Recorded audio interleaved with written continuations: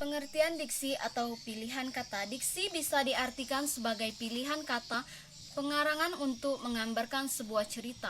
Diksi bukan hanya berarti memilih kata, melainkan digunakan untuk menyatakan gagasan atau menceritakan peristiwa, tetapi juga meliputi persoalan gaya bahasa, ungkapan-ungkapan, dan sebagainya.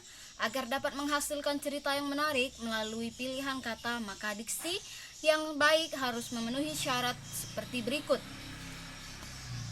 Ketepatan dalam memilih kata dalam menyampaikan suatu gagasan. Seorang pengarang harus mempunyai kemampuan untuk membedakan secara tepat nuansa-nuansa makna sesuai dengan gagasan yang ingin disampaikan, dan kemampuan untuk menemukan bentuk yang sesuai dengan situasi nilai rasa bagai pembacanya. Menguasai berbagai macam kosakata dan mampu memanfaatkannya, kata-kata tersebut menjadi sebuah kalimat yang jelas, efektif, dan mudah dimengerti. Contoh paragraf. Hari ini aku pergi ke pantai bersama dengan teman-temanku. Udara di sana sangatlah sejuk. Kami bermain bola air sampai tak terasa hari sudah sore. Kami pun pulang tak lama kemudian. Liburan kali ini aku dan teman-teman berencana untuk pergi ke pantai. Kami sangat senang ketika hari itu tiba. Begitu sampai di sana, kami sudah disambut oleh semilir angin yang tak henti-hentinya bertiup. Ombak yang berkejar-kejaran juga seolah tak mau kalah untuk menyambut kedatangan kami.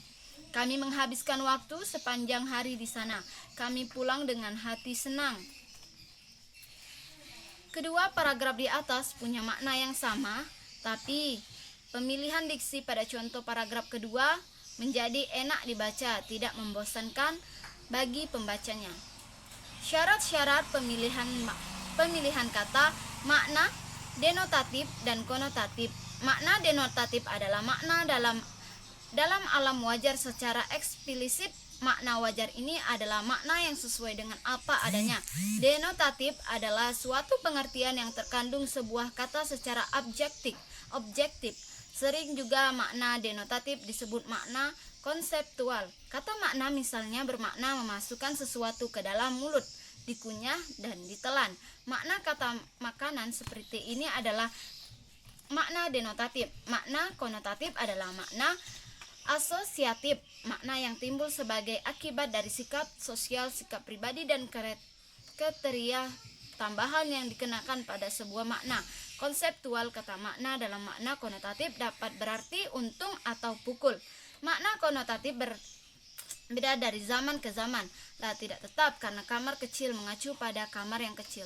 Denotatif, tetapi kamar kecil berarti juga jamban.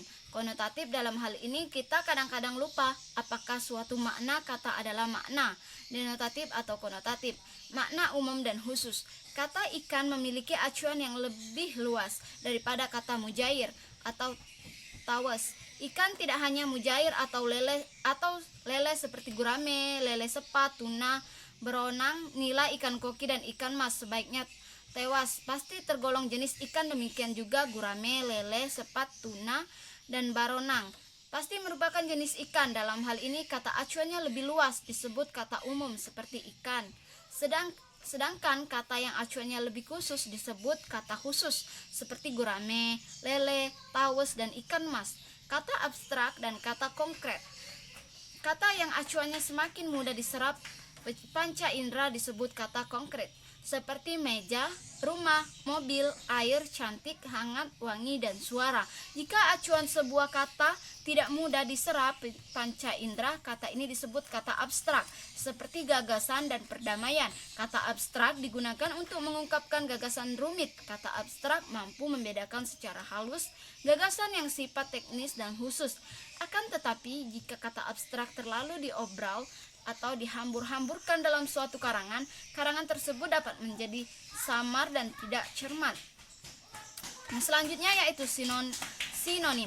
Sinonim adalah dua kata atau lebih yang pada asasnya mempunyai makna yang sama tetapi bentuknya berlainan. Kesinoniman kata tidak mutlak, hanya ada kesamaan atau kemiripan. Kita ambil contohnya cermat dan cerdik. Kedua kata itu bersinonim tetapi kedua kata tersebut tidak persis sama benar. Kesinoниman kata masih berhubungan dengan masalah makna denotatif atau makna konotatif suatu kata, kata ilmiah dan kata populer. Kata ilmiah merupakan kata logis dan dari bahasa asing yang bisa diterjemahkan ke dalam bahasa Indonesia.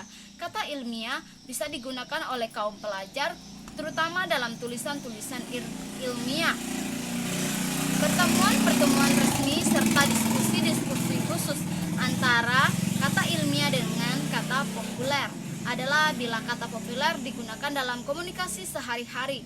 Dari pernyataan di atas dapat disimpulkan kata-kata ilmiah digunakan pada tulisan-tulisan yang berbau pendidikan, yang juga terdapat pada penulisan artikel, karya tulis ilmiah, laporan ilmiah, skripsi, tesis maupun disertai agar dapat memahami perbedaan antara kata ilmiah dan kata populer. Berikut daftarnya.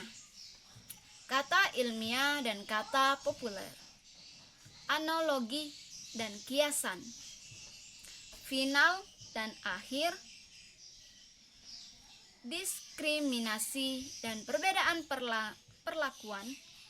Selanjutnya, prediksi dan ramalan. Kontradiksi dan pertentangan. Format dan ukuran. Selanjutnya, anarki dan kekacauan.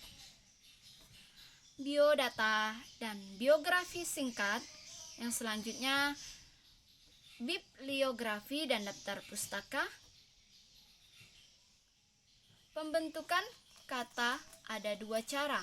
Pembentukan kata yaitu dari dalam dan dari luar bahasa Indonesia. Dari dalam bahasa Indonesia terbentuk kosakata baru dengan dasar kata yang sudah ada, sedangkan dari luar terbentuk kata baru melalui unsur serapan. Kesalahan pembentukan dan pemilihan kata dapat bagian berikut akan diperlihatkan kesalahan pembentukan kata yang sering kita temukan, baik dalam bahasa lisan maupun bahasa tulis. Penanggalan awal penyungguhan kata dasar bunyi S, K, P, dan T, yaitu tidak lulu awalan ke yang keliru, pemakaian akhir ir, padanan yang tidak serasi, pemakaian kata depan di, ke, dari, bagi, dan pada, daripada, dan terhadap, penggunaan kesimpulan, keputusan, penalaran, dan pemukiman, penggunaan kata yang hemat, analogi, bentuk jamak dalam bahasa Indonesia. Dalam bahasa Indonesia yaitu definisi. Definisi adalah suatu pernyataan yang menerangkan pengertian suatu hal atau konsep istilah tertentu. Dalam membuat definisi, hal yang perlu diperhatikan adalah tidak boleh mengulang kata atau istilah yang kita definisikan. Contoh definisi: majas personifikasi adalah kiasan yang menggambarkan binatang, tumbuhan, dan benda-benda mati seakan hidup selayaknya manusia, seolah punya maksud, sifat, perasaan, dan kegiatan seperti manusia. Definisi terdiri dari definisi nominalis adalah menjelaskan sebuah kata dengan kata lain yang lebih umum dimengerti, umumnya digunakan pada permulaan suatu pembicaraan atau diskusi. Definisi nominalis ada 6 macam, yaitu definisi sinonim, definisi simbolik, definisi etimologik, definisi simatik, definisi siputelatif, dan definisi denotatif. Definisi realis adalah penjelasan tentang isi yang terkandung dalam sebuah istilah, bukan hanya menjelaskan tentang istilah. Definisi realis ada 3 macam, yaitu definisi esensial, yaitu penjelasan dengan cara menguraikan perbedaan antara, penjelasan dengan cara menunjukkan bagian-bagian suatu benda. Definisi analitik yang menjelaskan dengan cara menunjukkan isi dari suatu term yang terdiri atas genus dan diferensia. Definisi konotatif, definisi deskriptif, yaitu penjelasan dengan cara menunjukkan sifat-sifat khusus yang menyertai hal tersebut dengan menjelaskan dengan cara menyatakan bagaimana sesuatu hal terjadi. Yaitu selanjutnya definisi praktis. Definisi praktis adalah penjelasan tentang suatu hal yang dijelaskan dari segi kegunaan atau tujuan. Dibedakan atas 3 macam definisi operasional, yaitu penjelasan dengan cara menegaskan langkah-langkah pengujian serta menunjukkan bagaimana hasil yang dapat diamati. Definisi fungsional yaitu penjelasan suatu hal dengan cara menunjukkan kegunaan dan tujuan. Definisi persuasif yaitu penjelasan dengan cara merumuskan suatu pernyataan yang dapat mempengaruhi orang lain, bersifat membujuk orang lain. Kata serapan. Kata serapan adalah kata yang diadopsi dari bahasa asing yang sudah sesuai dengan EDY. Suatu serapan merupakan bagian perkembangan bahasa Indonesia. Bahasa Indonesia telah banyak menyerap terutama dalam unsur kosakata bahasa asing yang masuk dari pemberian pengaruh terhadap kosakata bahasa Indonesia, antara lain dari bahasa Sanskerta, bahasa Arab, Belanda, bahasa Inggris, ada juga dari bahasa Tionghoa. Analogi dan anomalia kata serapan bahasa Indonesia. Penyerapan kata ke dalam bahasa Indonesia terdapat 2 unsur. Bahasa analogi. Dikatakan analogi apabila kata tersebut memiliki bunyi yang sesuai antara ejaan dan pelafalannya. Penyimpanan atau ketidakteraturan bahasa. Anomalia dikatakan anomali apabila kata tersebut tidak sesuai antara ejaan dan pelafalannya.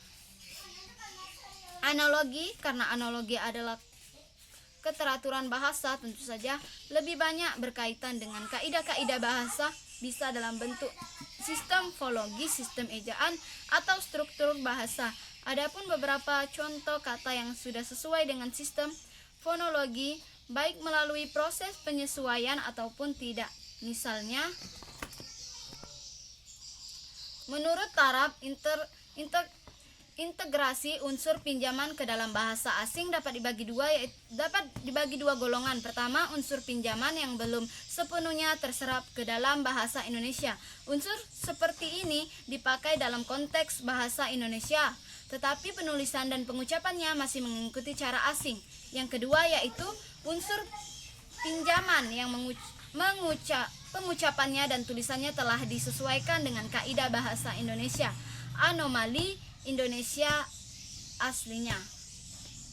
Yang selanjutnya bank Inggris. Intern yang itu Inggris. Al-Quran, Quran dari bahasa Arab. Yang selanjutnya yaitu Jumat Arab. Yang selanjutnya yaitu kata-kata di atas merupakan beberapa contoh kata serapan dengan unsuran anomali. Akan dapat disimpulkan bahwa lafal yang kita keluarkan dari mulut dengan ejaan yang tertera tidak sesuai dengan kaidah bahasa Indonesia. Hal yang tidak sesuai adalah bank dan Jumat, kata-kata asing yang diserap ke dalam bahasa Indonesia secara utuh tanpa mengalami perubahan penulisan memiliki kemungkinan untuk dibaca bagaimana aslinya, sehingga timbul anomali dalam fonologi. Contohnya Indonesia dan aslinya export, exodus.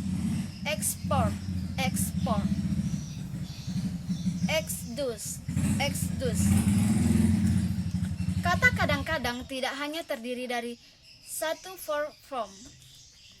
morfem, ada juga yang terdiri dari 2 morfem atau lebih, sehingga penyerapannya dilakukan secara utuh. Misalnya Indonesia serta aslinya, yaitu federalisme artinya dari bahasa Inggris, bilingual bahasa Inggris, dedikasi dan dedication.